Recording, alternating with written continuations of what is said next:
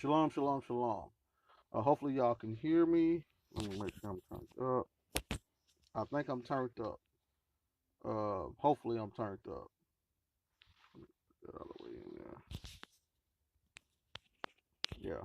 So what I want to go through today, I want to do a lesson on Matthew 23, but mainly dealing with the Levites and their role of the end of the age, or what significant role did the Levites play dealing with the end of the age. So I want to go through that right now and see where we can end up at. And of course, all I have to do is stay inside the Bible. Of course, of course, of course.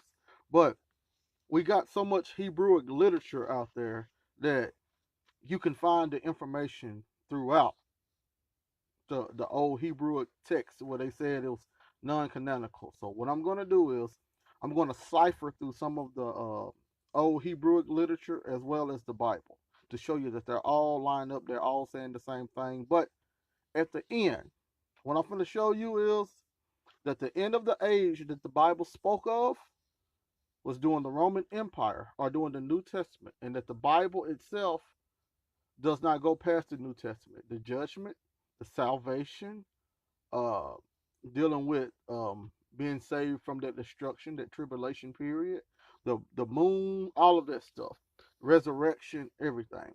I'm gonna show you that the end time spoken of in this Hebrew literature is not the end time people speak of today. The end time was actually a specific time, and I'm telling you that it does not go past 70 AD. Everything ended in 70 AD. That's your resurrection, your great white throne judgment, the new heavens and the new earth, the new covenant. It all was around 70 AD. So, without keep saying that over and over again, let's hit some of this old Hebrew literature first, and then I'm gonna go into the Bible. So let me switch it over. Sorry, there we go. Let me unplug this. I'm charging my phone, so hopefully it got enough battery. But if you don't have this, I advise everybody to get it. The Testaments of the 12 Patriarchs by H. Charles, first rate publisher.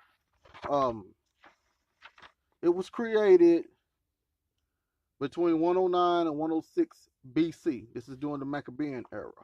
So this predates the New Testament. This is before the creation of the New Testament. This is when they were still in the third beast. The third beast.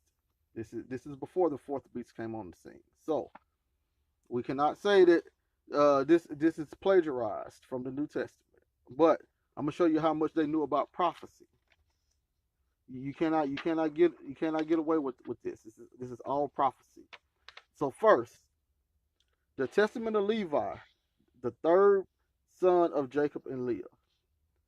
The copy of the words of Levi, the things which he ordained unto his sons, according to all that they should do, and what things shall befall them until the day of judgment.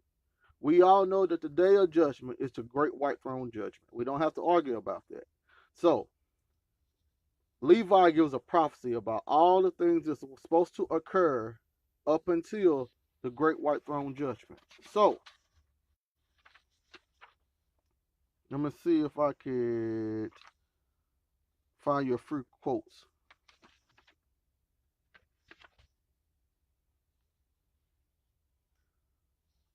This is just going through, but I want to just hit a few points that the Levites, and I'll start right here. 16. Therefore, every desirable thing in Israel shall be for thy seed, and shall be for thee and thy seed. This is for the Levites. And ye shall eat everything fair to look upon, and the table of the Lord shall thy seed, table of the Lord shall thy seed portion. What's up, man? So, 17. And some of them shall be high priests and judges and scribes. So this is important to remember, this is talking about the tribe of Levi. So some of them were supposed to be high priests, judges, and scribes. We know that. This is your Sadducees, your Pharisees, and your scribes. But I want to hit this right here. For the house which the Lord shall choose shall be Jerusalem. It is contained as is contained in the book of Enoch the righteous. So we have a reference to the book of Enoch right here from the Maccabean era, 100 BC. So we already have a reference from the book of Enoch. So I want to go down here to 14. Therefore, my children, I have learnt that at the end of the ages ye will transgress against the Lord, stretching out hands to wickedness against him, and to all the Gentiles shall ye become scorn. And I'm going to take my headphones off just in case. I'm not sure if y'all are hearing me. I don't want to do this whole thing and y'all can't hear me. So I'm just going to keep my headphones off. But once again, therefore, my children, I have learned that at the end of the ages ye will transgress against the Lord, stretching out hands to wickedness against him, and to all Gentiles shall ye become a scorn. And right here in the other version it says, and my children, I have learnt from the writing of Enoch that in the end ye will transgress against the Lord, stretching out hands to all wickedness, and your brethren shall be put to shame because of you, and to all Gentiles shall ye become scorn. So we see that the book of Enoch tells what happens at the end of the ages. This is very important. For our father Israel is pure from the transgressions of the chief priest, who shall lay their hands upon the Savior of the world. So this is supposed to happen during the end. Let me see if I can find any more things before I go on.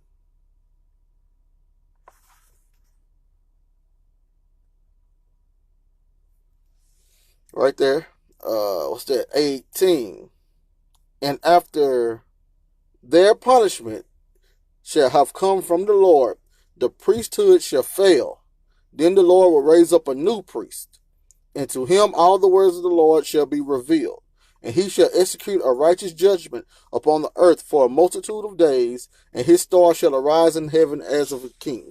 So, right now we see that Levi was given a prophecy about how his descendants, the Levites, were going to be given the rulership or the priesthood of the world, of Israel. And just for FYI, the Lord shall visit all Gentiles in his tender mercies forever. So FYI, it was never Israel only. It was always supposed to be Israel and the Gentiles. Israel was literally supposed to be a light to the Gentiles. See, these are real Gentiles. These ain't Israelite Gentiles. These are real Gentiles here.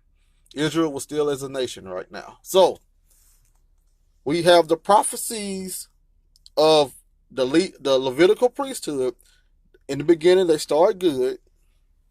They get their own offices, and eventually they turn evil. And at the end of the ages, once again, I'm going to say it again. At the end of the ages, they transgress the Lord, stretching out their hands into wickedness. And they become a scorn to all Gentiles. So, and we can go into the book of Enoch and see some of this. But it's very important to understand that this was a prophecy about the end of the ages. I have already declared the Bible itself. The King James, and I know it's taped up now because I've been rough with it, but the King James Version Bible, this whole Bible right here, Genesis through Revelation, it stops at the end of the ages. The Bible does not go past the end of the ages. So, the end of the ages, once you go in, shalom, shalom, Miss Jasmine, shalom, and shalom, Levi, shalom. So, yeah, I hope everybody can hope this lesson, this short lesson is edifying. But I'm just going through Miss Jasmine, and you know some of this information already. And Brother Levi, if you want to know more, I ask you to come study with us. But what I'm saying is, the Bible does not go past the end of the age. We can pinpoint right now through Bible prophecy when the end of the age occurred. I just read the testaments of the 12 patriarchs. And now I'm going to go into Enoch. Then I'm going to go into Esdras. Then I'm going to go into Matthew. So, and this is going to be a recording so you can go back and look at it, because I'll show the chapters and the verses and all that stuff too. But I'm saying that the Bible does not go past the end of the age. The end of the age occurs during the fourth beast. The fourth beast is Rome, biblical Rome, not Rome today. Not Rome that people say this is Rome, or the EU or Russia, America. Not today. The Bible stops at biblical Rome, first century. It's not going to take you past the events of 70 AD, because the events of 70 AD made a lot of consummation occur at one time. So once again, the Bible is not going to get you past 70 AD. The Bible stops at 70 AD. Then you have the everlasting kingdom, which we live in right now. So now, it said that everything was written in the book. They was pulling from the book of Enoch. So I want to go into the book of Enoch and pull some of the things that they was pulling from. And remember, today we're going to concentrate mainly on the Levites, on the priests themselves. That's who we're going to concentrate mainly on today. But Enoch, and this one right here is the books of Enoch, Jubilees, and Jasher. So, the book of Enoch, chapter 1, verse 1. The words of the blessing of Enoch, wherewith he blessed the elect and righteous, who will be living in the day of tribulation, when all the wicked and godless are to be removed. And then he go on with the parables. But notice, Enoch was written for the time of tribulation, when all wicked and godless or godless were to be removed. Now, when was all wicked and godless supposed to be removed? During the great white throne judgment, during Judgment Day. So, whomever Enoch is talking about, dealing with the subject that Enoch is finna speak on, that generation is the last generation that the Bible teaches. That let me try to phrase it right. It's the last generation that the Bible teaches that needs to know this information right here. After this information, there is a new covenant with a new priesthood, and it's everlasting and it never stops. So the basic details needed, the basic detail given in all of this will no longer be needed. But when do we find this living in the day of tribulation? Because once we find out who's living, yes, ma'am, I got a PDF. I can send it to you. Yes, ma'am, indeed. Enoch is going to be hard to tackle, though. I want you to know that. It's kind of hard to tackle. You got to do a lot of studying, because a lot of people don't understand Enoch. But, yes, ma'am, I'll send it to you. And I'll send you my commentary I got with it also, to make it easier. Because Enoch has a bunch of parables that people want to take literal. But we got to find that tribulation right there. Because these people living in the tribulation, these people are living at the end of the age. So, is it a coincidence? In Matthew 24, we see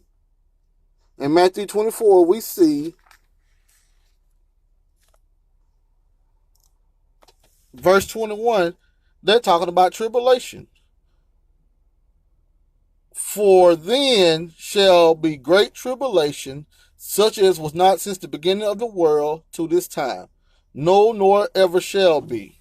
The book of Enoch says the words of the blessing of Enoch, wherewith he blessed the elect and righteous, who will be living in the day of tribulation. These are people living during tribulation. This was written for the generation in the Bible. The generation that Christ lived in, that first century generation that lived during the Roman rulership, that lived during the fourth beast. That's that generation that Enoch was writing to. He's not writing to us. He was writing to the generation right here. He was writing to the generation living in the first century. In the first century, Enoch was writing to that generation.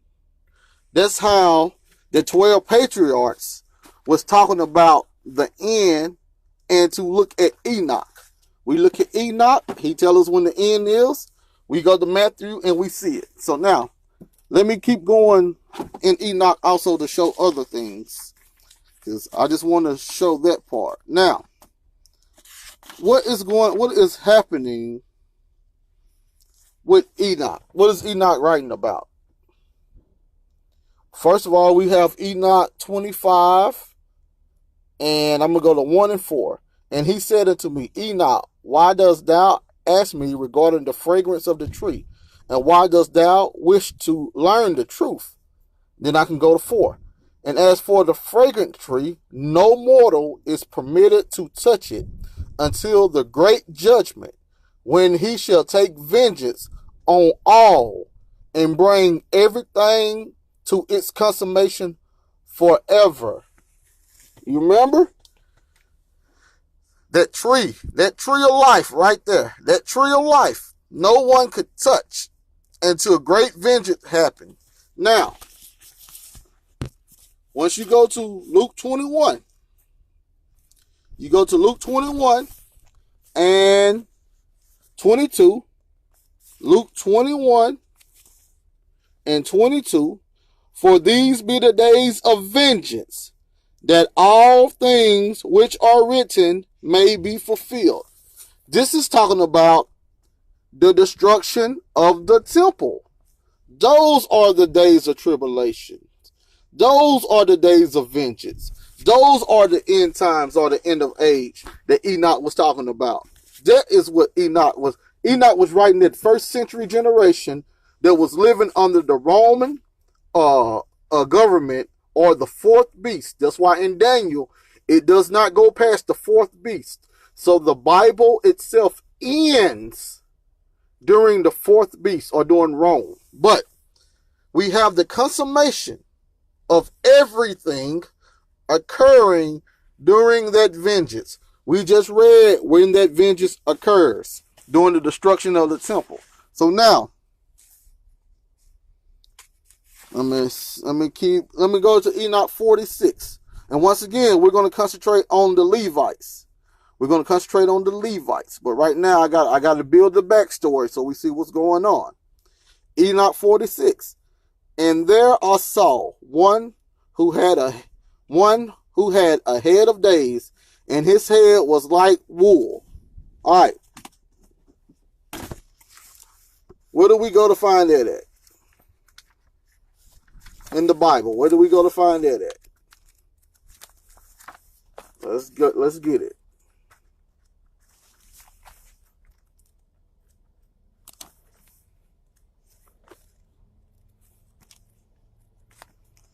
We got it right here.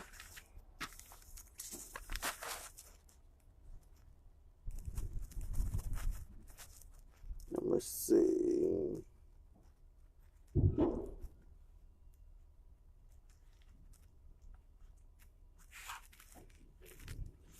That's not what I want.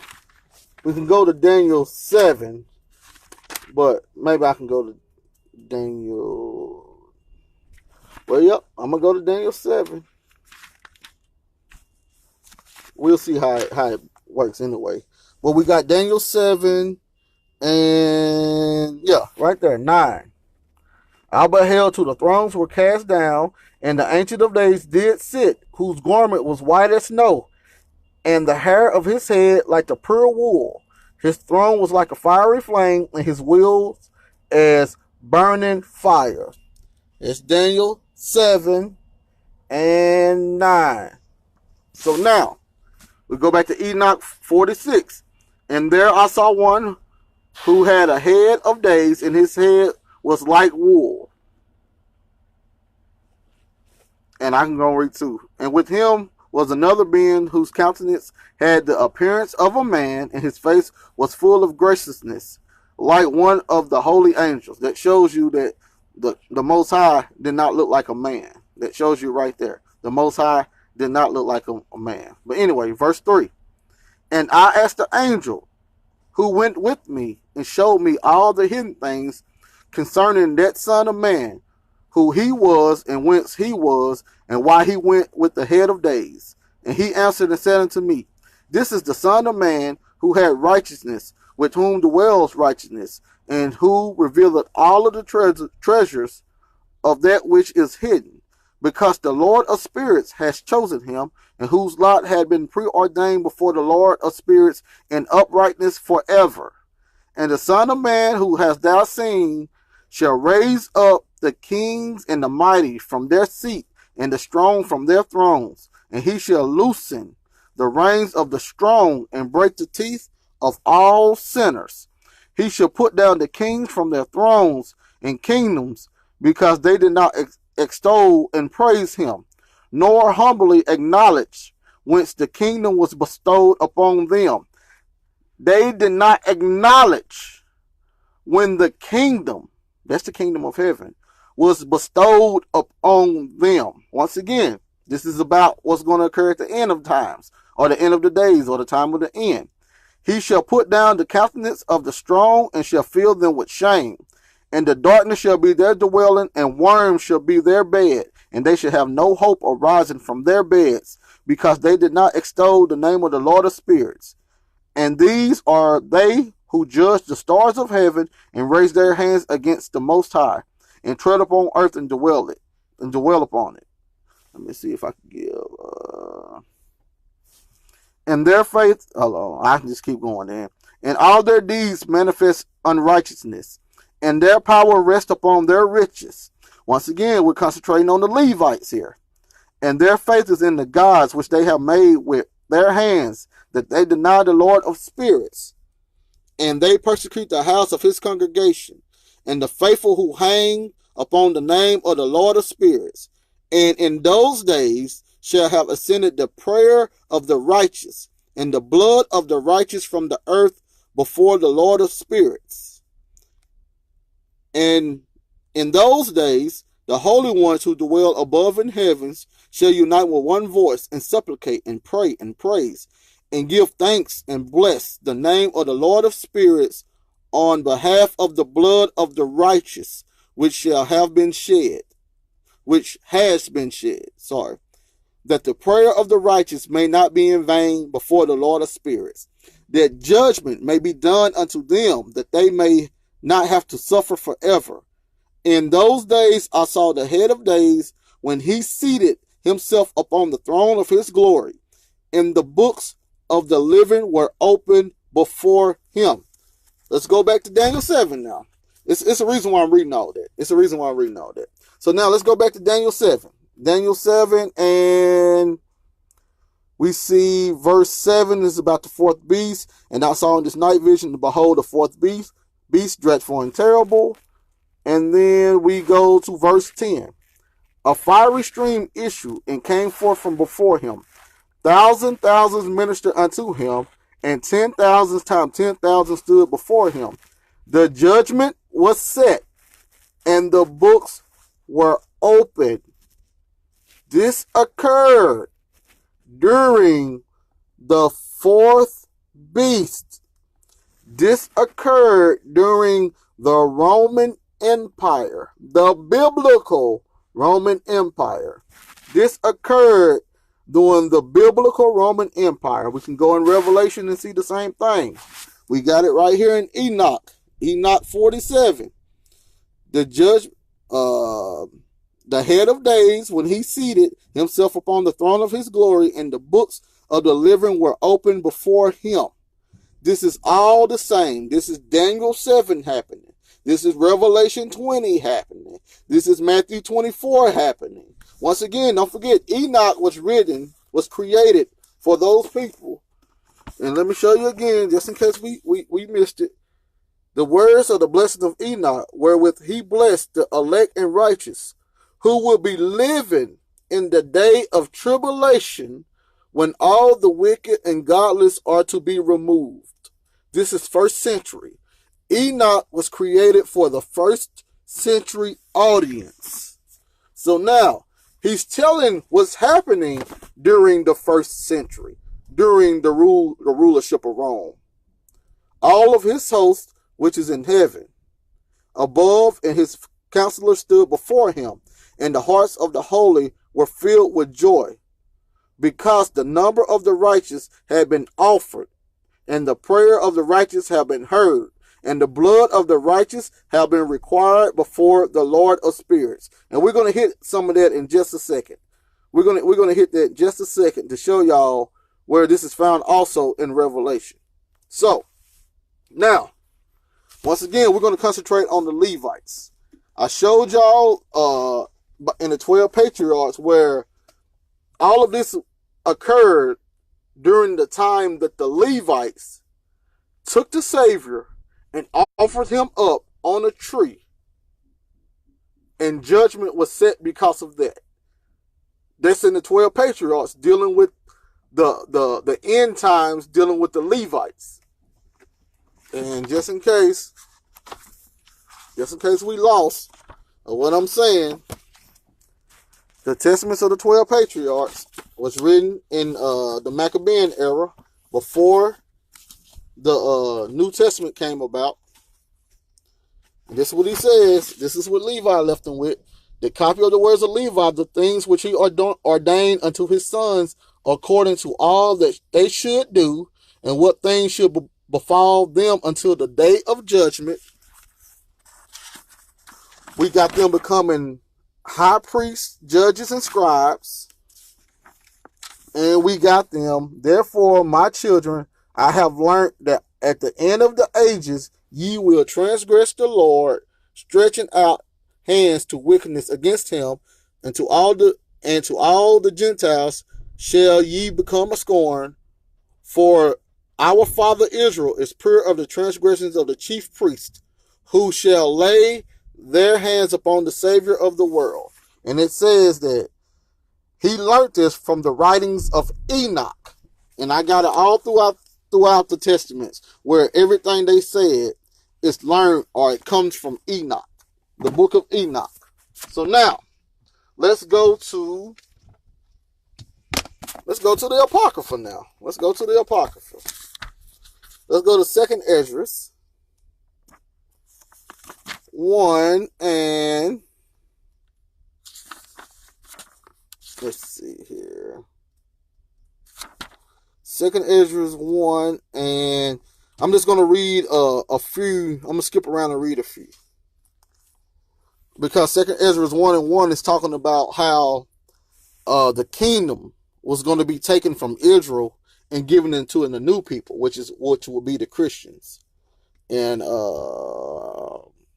let's see, verse 30 right there. I gather you together as a hen gathered her chickens under her wings. We find that in Matthew 23, but we're going to go there in a second.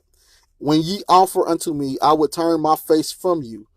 For your solemn feast days, your new moons, and your circumcisions have I forsaken. That would be the Mosaic covenant. He's saying that he has forsaken the Mosaic covenant. I sent you my servants, the prophets, whom you have taken and slain and torn their body in pieces, whose blood I will require of your hands, said the Lord. This is very important. Thus says the Almighty Lord, your house is desolate. I will cast you out of the wind. I will cast you out as the wind doth stubble. So now, and I keep going.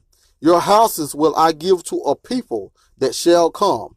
This is the Christians, which not having heard of me, yet shall believe me, to whom I have showed no signs, yet I shall do that all that I have commanded them. They have seen no prophets, yet they shall call their sins to remembrance and acknowledge them. This is about the Christians. This ain't about Israel no more. And said, and to whom I would give for leaders Abraham, Isaac, and Jacob, Oseas, Amos, Micah, Joel, all of the prophets. He's going to give those to the Christians. So now, let's see where I can keep going. Right here, just in case people say, no, man, it's talking about Israel. Chapter 2, verse 10. Thus said the Lord unto Ezra, tell my people, this will be the Christians, that I will give them the kingdom of Jerusalem, which I would have given unto Israel. You have it right there. He would have given the kingdom of Jerusalem to Israel, but Israel didn't want it, so he gave it unto the Christians. Simple and plain. Their glory also will I take unto me, and give them the everlasting tabernacles, which I have prepared for them. They shall have the tree of life for an ointment of sweet savor. They shall neither labor nor be weary. And those that be dead will I raise up again from their places and bring them out of the graves. For I have known my name in Israel. So now, this is the resurrection again. And let's see if we can go down, because we know the resurrection happens at the end of time or the end of age. I want to see, though. Let's see here if I can find it. Let's see.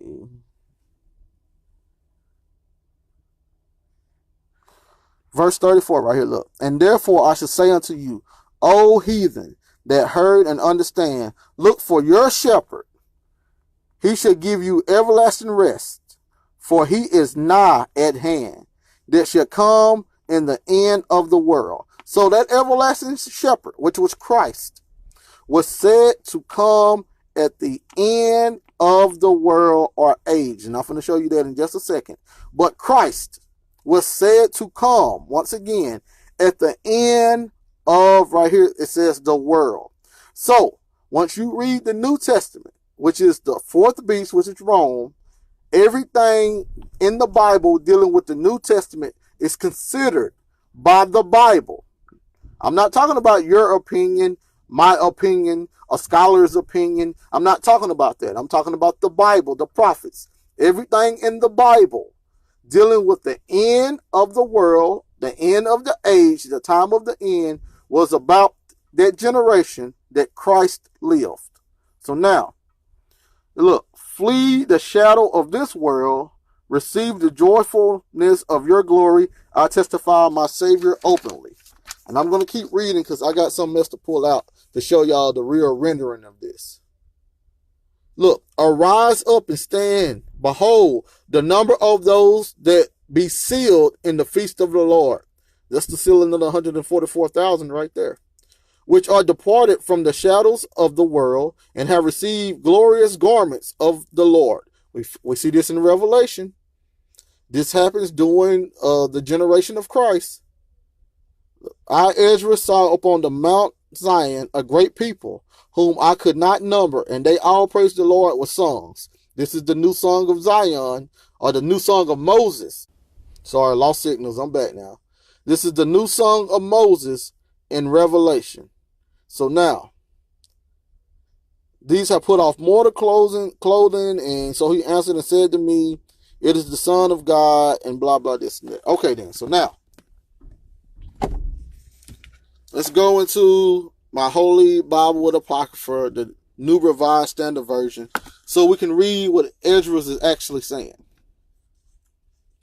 So we can read exactly what 2nd Ezra is actually saying. 2nd Ezra 2, and I'm going to start right here. Therefore I say, O nations that hear and understand, wait for your shepherd. He will give you everlasting rest, because he who will come at the end of the age is close at hand. He was coming at the end of the age. Be ready for the rewards of the kingdom, because perpetual light will shine on you forevermore. Flee from the shadow of this age. Receive is this age, and then you got that age. You have this age, which was the age that had the Adam's covenant, had Noah's covenant, had Abraham's covenant, had Isaac's covenant, had Jacob's covenant, had Moses' covenant, and it had a little, well, pretty much David's covenant also. That's that age. That age, this age he's talking about, had all those covenants. This includes the Mosaic covenant. But that age to come, the end of the age is the end of the age that dealt with the Mosaic covenant. But that age to come, that new age, happens after this age came to an end. And I'm here to tell y'all that this age right here, it's been over with 2,000 years ago. We have been in the new age for 2,000 years. We are no longer at the end of the end of the age. We are in a new entire age. That's what the new covenant is all about. But let's keep going. Receive the joy of the glory. I publicly call on my Savior to witness. Receive what the Lord have entrusted you. Be joyful and give thanks to him which called you into the celestial kingdoms. And, O Zion, enclose the list of your people who are clothed in white, who have fulfilled the law of the Lord. So now, we saw, I'm going to go here one more time. We saw the Levites. We saw what the Levites was going to do at the end of the age, which was transgress the Lord and stretch out the sand. We got the Levites that was going to do this at the end of the age. We got 2nd Ezra saying that Christ was going to come at the end of the age. So then, when you go into Matthew 24, I'm going to read 1 through 3. And Jesus came out of the temple and was going away. His disciples came to point out to him the buildings of the temple. Then he asked them, ye see all these things, do you not? Truly I tell you, not one stone will be left here upon another. All will be thrown down.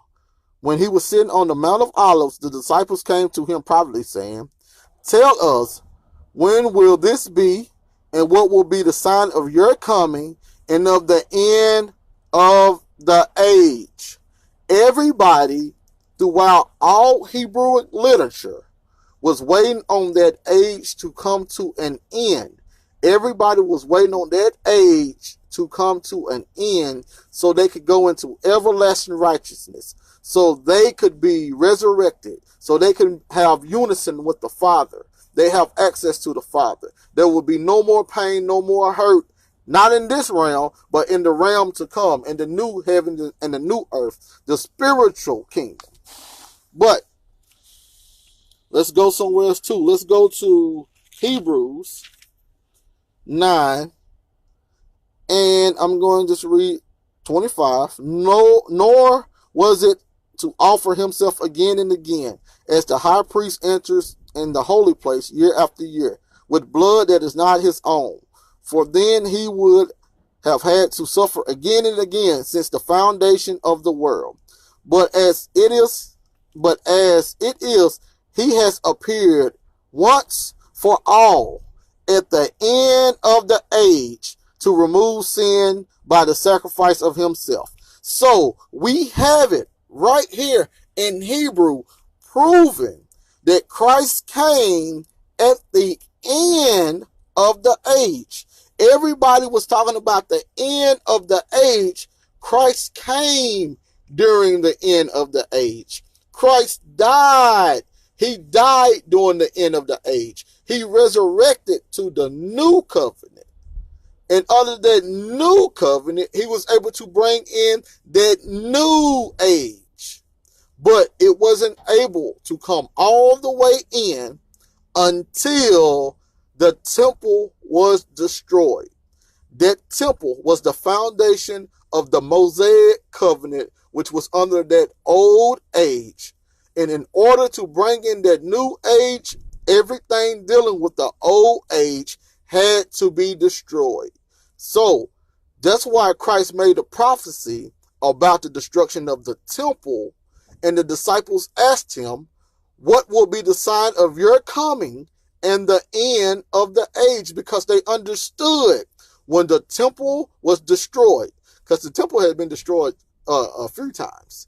So they understood now, since the Messiah is here, since Elijah has came, the Messiah is here. All prophecy said that the consummation of times, the consummation of the ages was going to happen when Messiah and when Elijah came. We just don't know when, we don't know how, we don't know why. That's what the disciples was thinking. They didn't know exactly when the age was going to end because they didn't know what it looked like. They didn't know how it was going to end. How is the age really going to come about? We know the prophecy, but how is this going to happen? So they asked for signs to understand it, and he gave them signs. So now, hopefully we all see that this all deals with the destruction of the temple in 70 AD, and the Bible does not get us past that. So now, I want to concentrate on Matthew 23, dealing with the Levites. I just had to set the mood so we all on the same page. So Matthew 23. Then spake Jesus to the multitude, to his disciples, saying, the scribes and the Pharisees sit in Moses' seat. All therefore, whatsoever they bid you observe, that observe and do, but do not ye after their works, for they say and do not. For they bind heavy burdens and grievous to be borne, and lay them on men's shoulders, but they themselves will not move them with one of their fingers. So in other words, these Levites were telling the men or the children of Israel or the Jews to do one thing, but they wasn't doing it themselves. That was the problem. So now, Christ go through and he started giving all of the woes out to those Levites. All of the woes to those Levites. And you can read 23 yourself. I want to go through some of the end of it though. Let's see here. Start at 28. 27. Woe to you, scribes and Pharisees, hypocrites! For ye are like unto whited sepulchres, which indeed appear beautiful outward, but are within full of dead men's bones and all uncleanness. Even so ye also outwardly appear righteous unto men, but within ye are all full of hypocrisy and iniquity. Woe to you, scribes and Pharisees, hypocrites! Because you build the tombs of the prophets and garnish the sepulchres of the righteous. And I say, if we have been in the days of our fathers, we would have not been partakers with them in the blood of the prophets. Wherefore ye be witnesses unto yourselves that ye are the children of them which killed the prophets. Fill up the measure of your fathers. It's finna start getting heavy now. Ye serpents, ye generation of vipers, how can ye escape the damnation of hell? Where do we see that from? Where do we see that from? What do we see something like that similar from? I think it was in Matthew 3. Is it in Matthew 3? Let's see. Matthew 3 and 7. But when he saw many Pharisees and Sadducees, this is John the Baptist, come to his baptism, he said unto them, O generations of vipers, who have warned you to flee from the wrath to come? He said, ye serpents, ye generation of vipers, how can you escape the damnation of hell? This wrath is laid up for you all. Let's keep reading. Wherefore, behold, I send unto you prophets and wise men and scribes, and some of them ye shall kill and crucify, and some of them shall ye scourge in your synagogues, and persecute them from city to city. So these are the Levites. These are the this is the Jews, the Levitical priesthood. These are those guys that's killing the people that the Most High sent in order to give his word. They're killing the prophets. They're killing the apostles. They're killing the mans. All of the men that's meant to do Christ's work, the Father's work, they are killing them. This is why that wrath was coming. That's why in Enoch, we see during the end of times, because the number of the righteous had been offered, and the prayer of the righteous had been heard, and the blood of the righteous been required before the Lord of spirits. That blood of the righteous was going to have to be required, avenged. But let's keep going to see. Wherefore, behold, I send unto you prophets and wise men and scribes, and some of them you should kill and crucify, and some of them you should scourge in your synagogues and persecute them from city to city. That upon you, these are the Levites, this is the Jews, these are the Levites, that upon you may come all the righteous blood shed upon the earth, from the blood of righteous Abel unto the blood of Zacharias, son of Barachias, whom ye slew between the temple and the altar. Once again, all of the bloodshed that had ever been avenged unjustly on earth from the prophets and the people of the Most High was going to be avenged upon that generation, those Levites, those Jews, that first generation. Do y'all understand the significance of that? Everybody killed throughout Genesis to Matthew. Every single righteous person ever killed was going to be avenged, that generation, to those people. Do y'all, once again, you see, do you understand how much vengeance that is?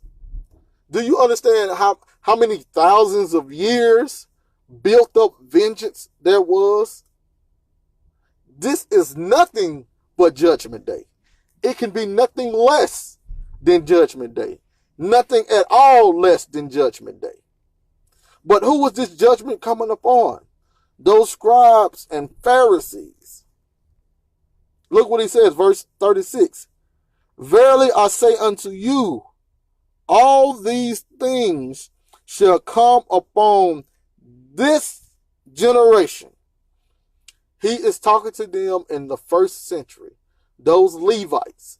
He's telling them all of this vengeance. You know, they didn't believe it. They really didn't believe it. They knew the prophecies, but they was like, we won't kill the prophets. We don't kill the prophets. That's what our forefathers did. If it was us living back then, we would not have killed them. But Christ told them, y'all bear witness to them being your fathers. Y'all doing the same thing they doing. But the difference is, I came this generation.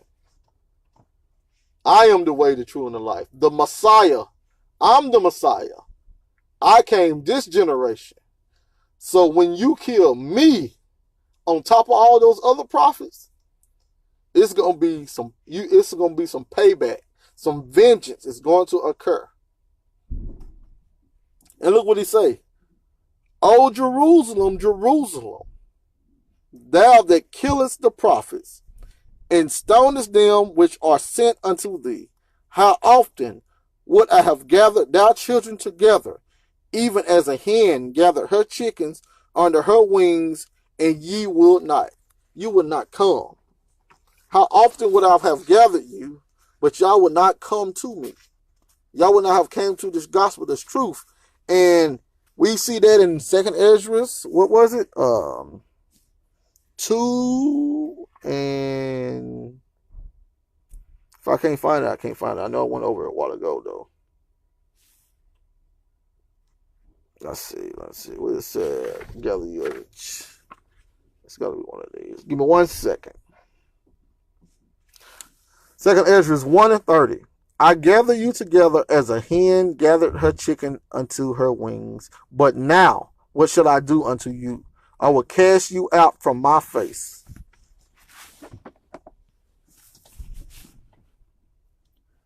How often would I have gathered you like a chicken? So, where we at? Would I have gathered thou children together, even as a hen gathered her chickens under her wings, and you were not? Behold, your house is left unto you desolate. Your house is left desolate. Your house, the temple is left desolate. Let's see here. And after their punishment should have come from the Lord, the priesthood shall fail. Then shall the Lord raise up a new priest, and to him all of the words of the Lord shall be revealed. And he shall execute a righteous judgment upon the earth for a multitude of days. And his star shall arise in heaven as a king, lighting up the knowledge of the Son of the sky, and he shall be magnified in the world. Let's see here. And in his priesthood, the Gentiles shall be multiplied in knowledge upon the earth, and enlightened through the grace of the Lord. And his priesthood shall sin come to an end, and the lawless shall cease to do evil, and the just shall remain with him. And he shall open up the gates of the paradise, and shall remove the threatening sword against Adam. And he shall give the saints to eat of the tree of life, and the spirit of holiness shall be upon them. This happens during judgment. This is the great white throne judgment. This is the great white throne judgment right here. Look, that judgment may be done unto them, that they may not have to suffer forever. In those days I saw the head of days, when he seated himself upon the throne of his glory, and the books of the living were opened before him. And all his hosts which were in heaven above, and his counselors stood before him. And the hearts of the holy were filled with joy, because the number of righteous have been offered, and the prayer of the righteous have been heard. And the blood of the righteous been required before the Lord of spirits.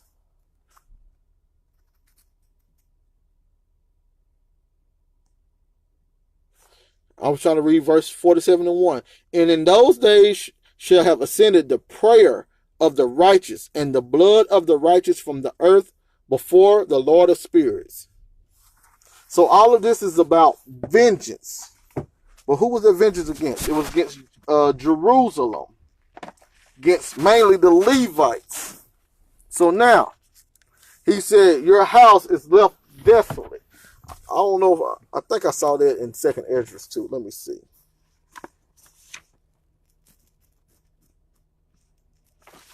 I think let me see real fast. I think I saw that.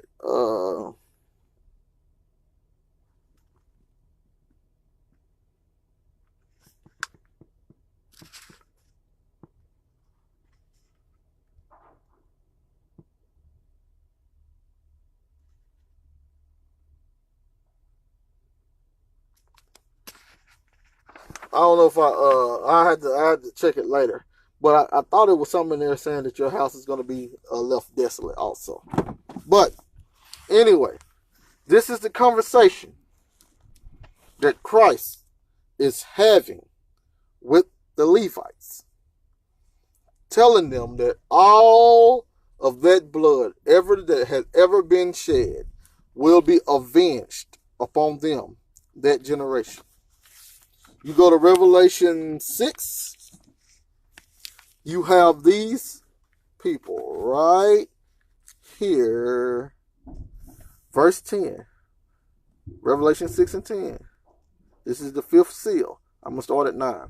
And when he had opened the fifth seal, I saw under the altar the souls of them that were slain for the word of God and for the testimony which they held. And they cried with a loud voice, saying, How long, O Lord, holy and true, dost thou not judge and avenge our blood on them that dwell upon the earth? He's made a proclamation right here that all of that blood would be avenged on them during that generation. So then, let's see here. Let's see if I can find it real fast.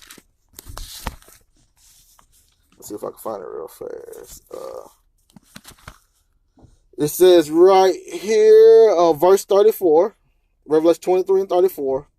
Wherefore, behold, I send unto you prophets and wise men and scribes, and some of them you shall kill and crucify, and some of them you shall scourge in your synagogues and persecute them from city to city. Matthew 10 and 23. And when they persecute you in this city, flee ye into another. For verily I say unto you, ye shall not have gone over the cities of Israel till the Son of Man be come. Right there, he told his disciples when they were being persecuted by these Levites that they would not have gone over the whole entire Israel before his second return would occur. So, are they here today, still going over Israel? Are they going over Israel right now today, running? Are those same disciples that he's talking to running around Israel right now? Because if they are not, that means that he fulfilled his word and he came during the first century. But we already know that he came, his second coming was during the first century. We already know that the end of the age came about during the first century. We already know that. All we got to do is read it. Read the scriptures and quit trying to put our own ideology on it or put this futuristic ideal and understand what the Bible is teaching. So now, he's inside of the temple talking to the Levites. Look, verse 39. For I say unto you, ye shall not see me henceforth till you say, Blessed is he that cometh in the name of the Lord. You will not see me henceforth until you are doing, I think that's a feast day hymn. But that's a feast day reference. But anyway, Matthew 24. And Jesus went out and departed from the temple. So, he was just inside of the temple explaining to the Levites that all of that persecution that they was doing, it was going to come back and bite them. Because the blood from everybody from the beginning of the world up until then would be avenged upon their heads. So then he goes outside and he begins to tell his disciples that the temple will be destroyed. And their response was, Tell us, when shall these things be? What shall be the sign of thy coming and of the end of the world? But we saw in the other book that the translators translated it wrong. It's aeon, or the end of the age.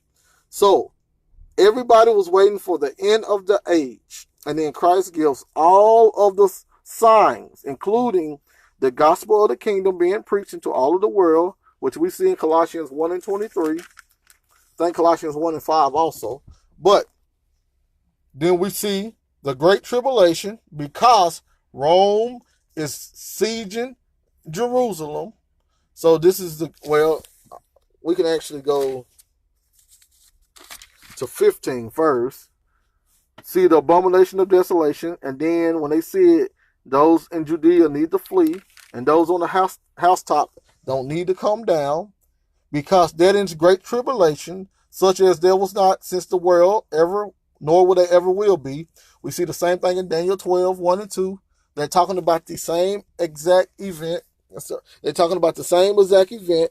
We see the same thing in Book of Enoch. saying this is written for those that was going through that last tribulation when all the wicked and godless were to be removed, which happens during Judgment Day. What happens during Judgment Day. So then we have immediately after the tribulation, dealing with the destruction of the temple in 70 AD. Immediately after the tribulation, we see the sign of the Son of Man coming, because remember they asked him, what will be the sign of your coming? So then appears the sign of the Son of Man in coming. And then he comes, that's his presence right there, in power with great glory. And he tells them that their generation will not pass till all be fulfilled. So all of this goes together. It's always about the evilness of the Levites and the rest of the Jews in Jerusalem. Judgment was to come upon them because how they profaned the law of Moses so much. And then on top of that, they killed the Messiah. They killed Elijah. They killed the prophet Elijah, which was John the Baptist. They really didn't kill him. The king killed him, but he was in prison because of the things that the influence of the Levites. So you had that going on, and then you have the Messiah being killed. You have all of the other people that was killed in Jerusalem. You had the reason why they thought that they could kill these people. And once again, the reason why they thought they was justified for killing all of the prophets, all of the saints, was because they was using the law. They was trying to use the law to justify their power, their understanding, and that bloodlust that they had. They used the law to do nothing but wickedness. The wicked. So the Most High had to end that law. He had to. Mankind was doing too much with it. His people was doing too much with it.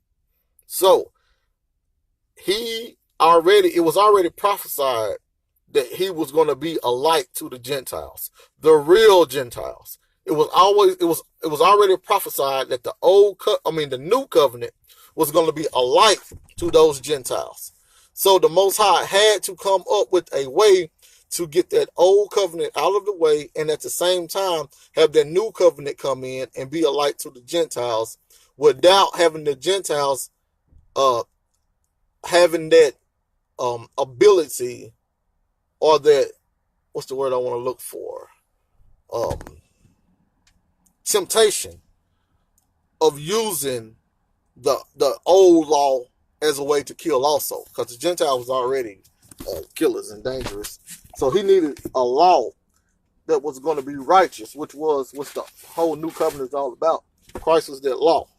But I hope that today wasn't too boring or long, but that's what I'm talking about when you go in there researching, when you actually researching. Because look, man, we went through what? 1, 2, 3, 4. We went through 5 books. And it pulled the same point from 5 books. So, first of all, how can we say that these books right here are not inspired when it's the same Hebrew literature that they was reading in the 1st century? So we can't make that accusation, first of all. And then second of all,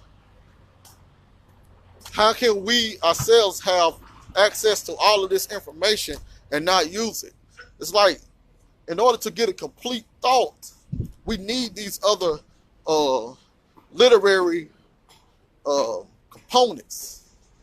But the same thing that I did right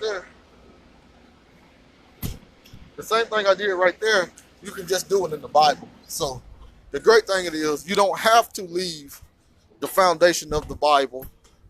But if you want some of those hard questions answered that the Bible does not answer, then you go into those other books. But thank y'all for listening. Like I say, shalom, Brother Levi. You had some good points, but the new priest is everybody under the new covenant. That would be what they call spiritual Israel, or AKA the real Christians, the true Christians, not the pagan Christians, but the true Christians. So, I say dive in, get that information, know that Christ has already returned for his second and final time. The great white throne judgment has occurred. The new heavens and earth are here. The kingdom of heaven is upon earth. There's nothing to worry about anybody popping out the sky and killing you. You're not getting no slaves. Get in the kingdom. Be baptized for the remission of sins. Love the Father above all. No gods except him. No gods before him. No gods after him. He is the one supreme being. He's not going to share that with nobody. And love your neighbors, your brothers and sisters, like Christ loved his disciples. And you'll be fantastic. We have Bible classes every Monday, 7 p.m. Central Standard Time on an app called Zoom. I ask you all to listen up, come join in, come study with us so we can push this truth and get people kingdom ready. Because the kingdom's already here. No more curses, no more pain, no more trauma, no more crying. The wages of our warfare are not carnal. All right, love y'all. Shalom.